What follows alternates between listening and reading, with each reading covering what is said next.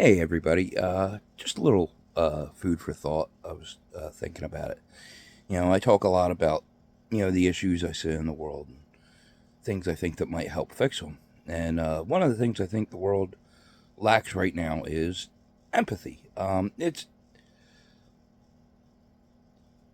is difficult sometimes to insert yourself and think of life from another person's perspective. I mean, let's face reality. When we go through, and that's double edged in that statement.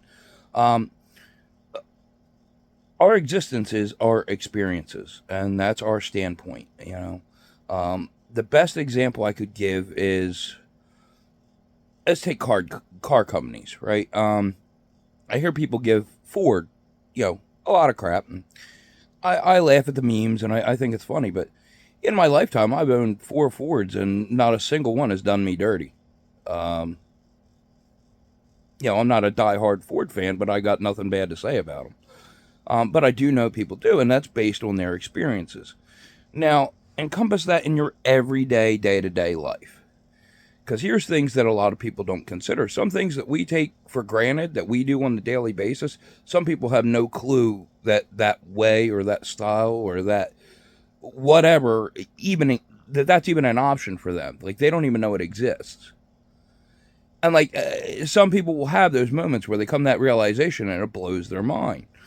Um, so I do understand empathy is not something that's easy. Like even people that do have empathy, there's certain levels to it.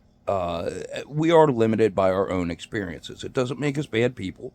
It doesn't make us, evil, narcissistic, psychopath, or sociopath. I'm sorry, got to say the correct word.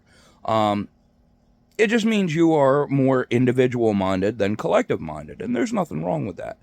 But again, I think the thing that's going to help us is if we all use our collective minds right now instead of our individual minds. We seem to have been stuck on that for a while. Um, so I'm sitting here racking my brain, like, can you really teach empathy? Because in my studies of it, my favorite theory is most what people consider. Sorry, technical difficulties. I have this ad where stuck on my phone, and I cannot get rid of it. I should be getting a different one in a couple months, hopefully. So hopefully that'll get rid of that. Anyway, as I was saying, in my studies of what I've discovered of empathy, is what most people consider empaths today, like people who can like really read a room and tell what's going on. Um, highly intuitive people. That comes from a trauma response. It's somewhere, usually, generally in your young childhood, because that's when it sticks harder in your head, and that's when you are most susceptible to it. Because you're still developing, you're still learning. You don't even know who you are yet. You know what I'm saying? Um, so it imprints this thing in you, and because of this trauma, usually it's a repetitive trauma. Um, Usually some form of abuse, and you get so attuned, like you're so nervous about it happening, you learn to look for these signs to read the room. And I imagine it something like if you've ever seen that old show Psych that was on USA Network, when they showed the scenes of the head detective Sean, the psychic, um, he just has a picture perfect memory, like, and he was educated enough in his upbringing, his experiences, to be a profiler, and this is what makes him this great detective, that he can figure things out. And I think it's something like that. Um, it's just little things that you teach your body to pick up on that most people don't notice, and because your perceptions are different, you don't realize that in most cases that most people don't do that. Um, but it just makes you able to, again, kind of foretell, even though it's not actually a psychic ability. It's just brain training. Horrible way to do it. And that's what I was thinking about. Like, is there a way to teach empathy without trauma? And I've read a little bit on it, but I haven't gone. That's one of the rabbit holes I haven't taken the time to go too deep down, only because I'm kind of disheartened by what I found. But put a lot of thought into these things. And I think I have a way. I think I figured out like a layman's exercise, like without getting too technical.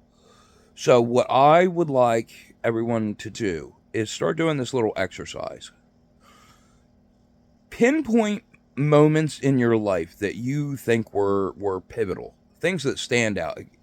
And again, it doesn't even have to be a teaching moment. It can be a very happy moment. It can be a very sad moment. Whatever you're comfortable with, right?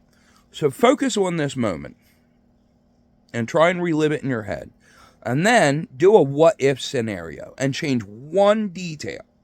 Just one detail about that. You are still you. I'm not asking you to think outside of yourself yet. As yourself, ask yourself, if this one thing had gone differently, how would that have changed everything thereafter? Because you have a point of reference to compare to. I know a lot of people, it's funny, I've met a lot of people and I had discussions, and like with guys, they have that, hey, if the zombie apocalypse really happened, what would your strategy be? If aliens ever landed, things like that. I love those discussions. What if scenarios.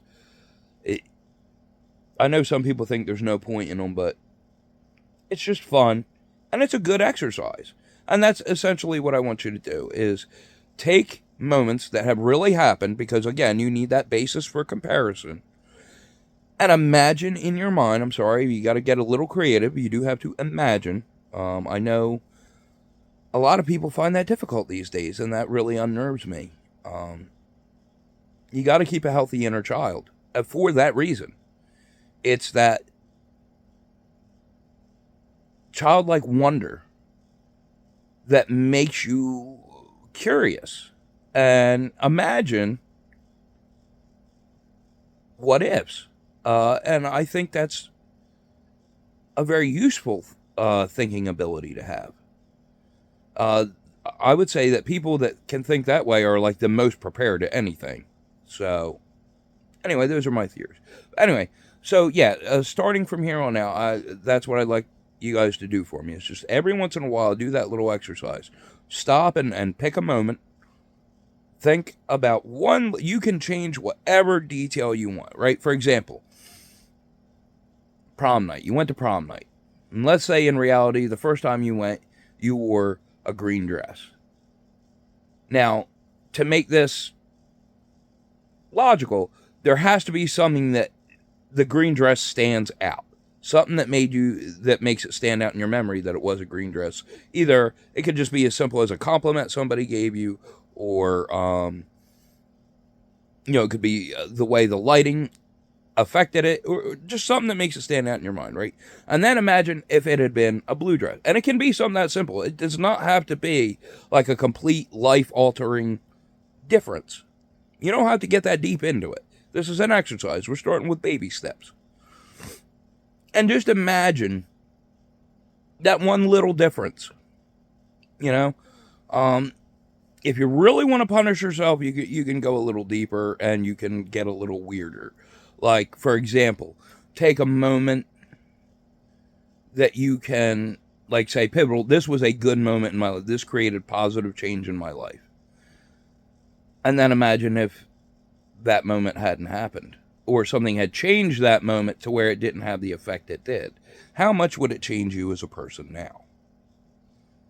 And then do the same. Say, hey, this was a low point for me. I remember I was miserable here. Well, imagine what would have been different that would have made that a much better moment. That's when you get deeper into it. But again, you're still looking from your own perspective. This is a lot easier to do. Once you do a lot of that, once you've mastered this what if of my own life, and again, it's good to have that point of comparison just to get used to doing it, in reality, before you start taking it further to like these wild scenarios that have never happened in your life. But it's still a good exercise. Only after you're getting used to that do you step out of yourself.